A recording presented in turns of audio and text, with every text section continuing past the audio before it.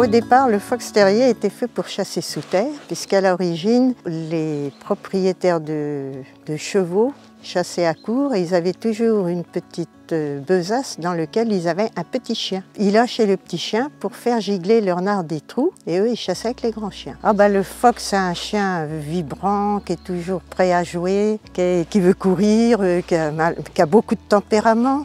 C'est très téméraire, ça n'a peur de rien, c'est curieux. Et il faut avoir une poigne de fer dans un gant de velours pour bien dresser un phoque, sinon c'est infernal.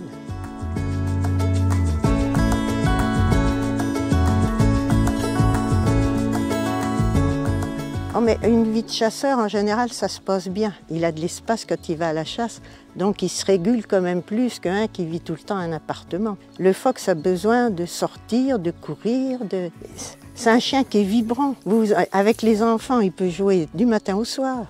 Ils font une journée de chasse, ils sont encore prêts à recommencer en rentrant le soir. C'est pour ça qu'il faut que la personne, elle lui accorde des moments où il puisse se dépenser, mais après, il faut le faire écouter. C'est le maître qui doit être le maître de meute, quoi. Le fox a quand même un tempérament assez dur. Il faut que les autres chiens s'accordent avec lui. Moi, je chasse avec mes phoques, je chasse en meute avec des chiens courants. Et moi, j'emmène 6-7 phoques en même temps. Par contre, il y en a certains, je ne peux pas les emmener parce qu'ils se battent. Quand on va à la chasse, dès qu'il prend connaissance d'une voix, il doit donner des petits récrits. Il ne doit pas sans arrêt aboyer, sinon il donne sur rien. Pour le fox, il donne sur rien. C'est très très rare qu'un fox donne sur la voix. Alors il donne des petits récrits, puis les récrits augmentent, et quand il se rapproche du gibier, là, il donne à fond. C'est pas du tout la même intonation de voix. Quand on a l'habitude, on sait, on se dit ça y est, c'est levé, c'est derrière.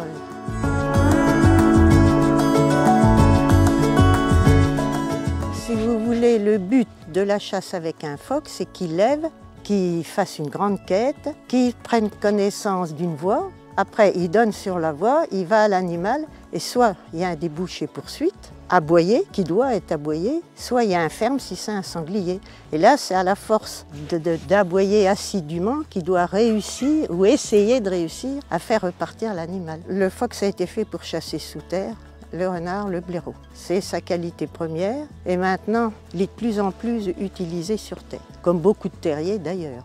Alors, il chasse tous les cervidés. Cerfs, chevreuils, sangliers, des daims. C'est difficile les daims parce que ça saute. La voix n'est pas collée au sol, c'est difficile pour un phoque de chasser un daim. Il a du nez, oui. Bon, il n'a pas du nez comme un chien courant, mais il a du nez. D'ailleurs, il n'est pas rare de voir un phoque se mettre tout debout sur les pattes arrière et vous voyez sa petite truffe qui bouge.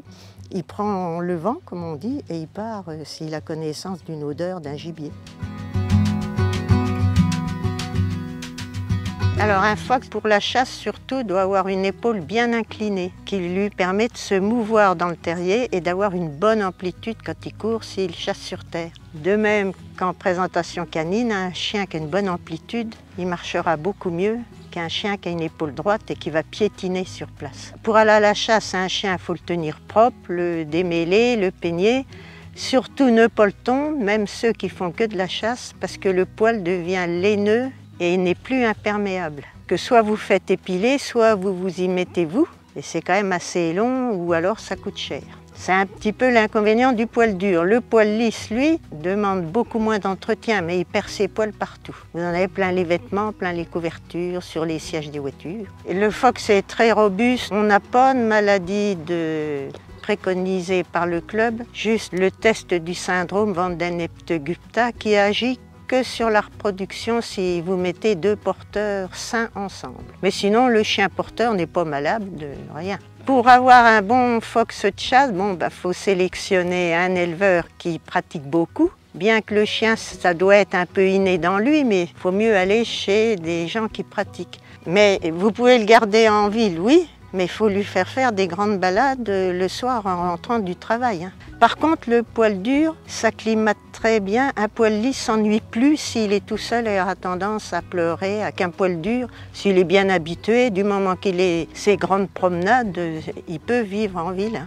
Le fox terrier est un chien de caractère. Donc, les gens qui ont du tempérament veulent un chien qui ait du répondant. Le fox, il se laisse jamais endormir, il se laisse pas rouler, c'est une vraie concierge. Il aboie Quand il faut, des fois un peu plus, mais ça vient du maître qui doit le dresser.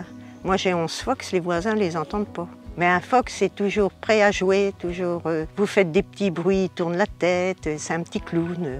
J'aime tout ça dans la race du phoque. Son intrépidité quand il se campe devant vous puis qu'il vous regarde dans l'air de dire c'est moi qui commande. Les moments de tendresse parce que le soir on fait des petits câlins sur les canapés. C'est un chien qui s'adapte à beaucoup de situations en définitive. Au début que la personne veut se mettre à chasser, elle peut prendre un fox terrier sans problème. En le prenant chez un éleveur qui lui donnera toutes les conditions, les indications à faire et ne pas faire. S'il écoute, il n'y aura pas de problème pour mettre en pratique ce que l'éleveur lui dit. Le fox terrier n'existe plus grâce aux efforts des éleveurs qui ont quand même bien adouci. Parce qu'autrefois, les petits chiens de ferme qu'on appelait fox terrier, ils vous mordaient les mollets. Et la réputation a été faite, ils ont une mauvaise réputation, mais ils sont maintenant très sociables.